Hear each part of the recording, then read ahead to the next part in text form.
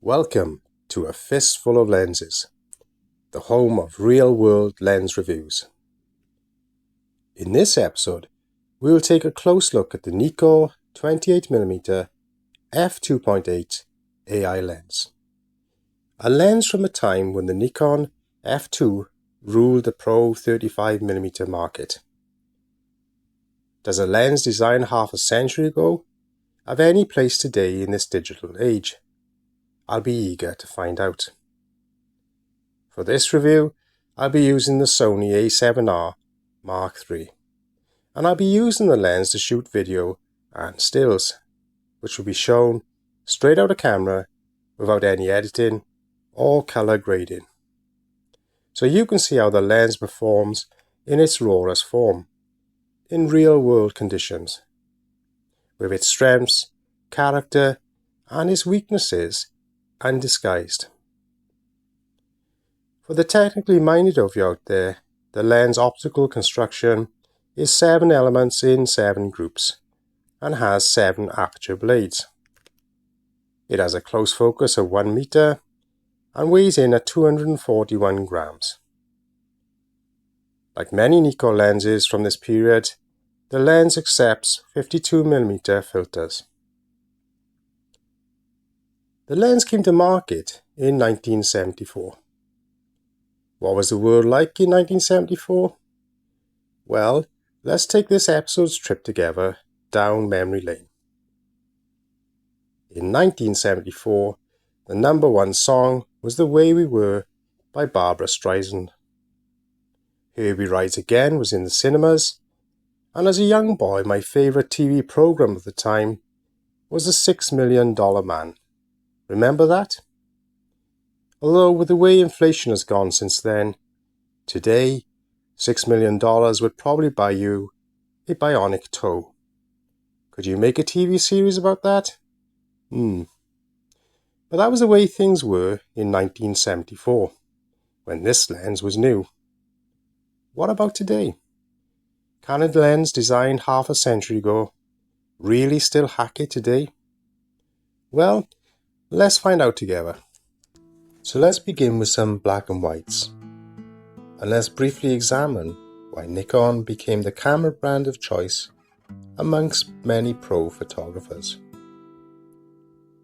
It can't be overstated the effect that photojournalists like David Douglas Duncan had in popularizing Nikon F-mount cameras, a fact Nikon recognized by presenting Duncan with a 200,000 Nikon F built.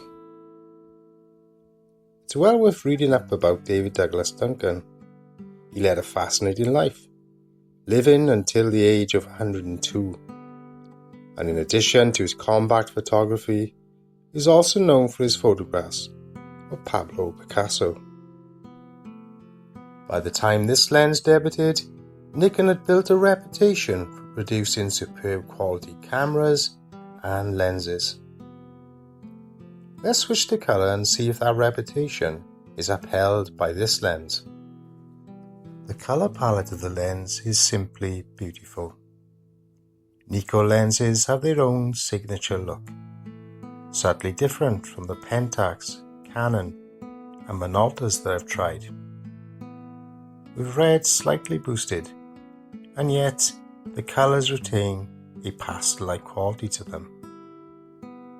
The lens build quality is amongst the best you'll find in a vintage lens, both mechanically and optically, with good sharpness which hits its peak from about f8.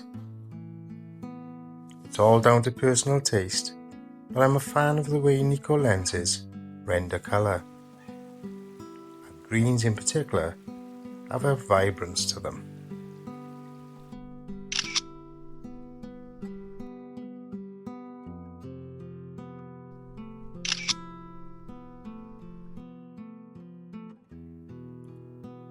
Let's travel now to Brento in West Devon, where there's good 360-degree views of the surrounding area from the Church of St. Michael de Roux.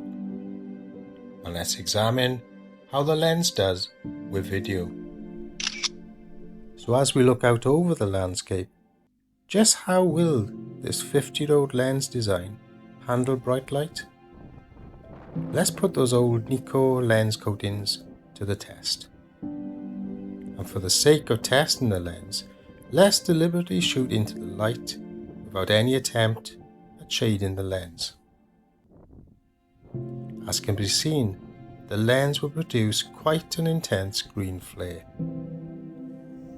Of course, this flaring could easily have been avoided by simply using a lens shade or repositioning the camera.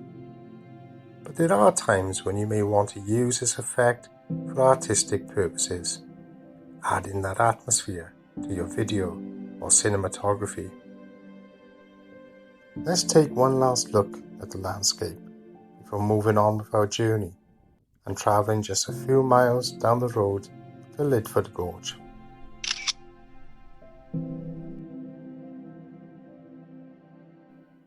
So let's look at the video shot of White Lady Falls in Lidford Gorge. The White Lady is an impressive 90 feet in height.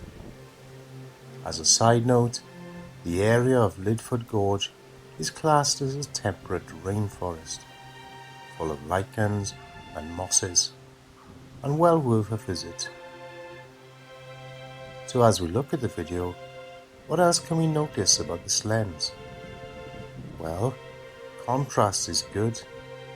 The lens is said to have very slight barrel distortion, but you would be hard pressed to notice this in real world photography or video. So what are my conclusions about a lens that was designed half a century ago? Well, the lens is sharp and contrasty. Build quality is first class, with focusing smooth as silk. The colour rendition is said to be slightly warmer than the later AIS version. I can't say the lens is absolutely perfect. After all, only the SIF deal in absolutes. But the lens is very good. So I'm looking forward to using this lens more in the future.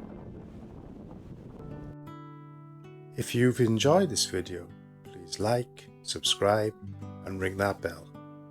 And then who knows, maybe we'll see each other out there in the real world, snapping away happily with a fistful of lenses. Till next time, bye for now.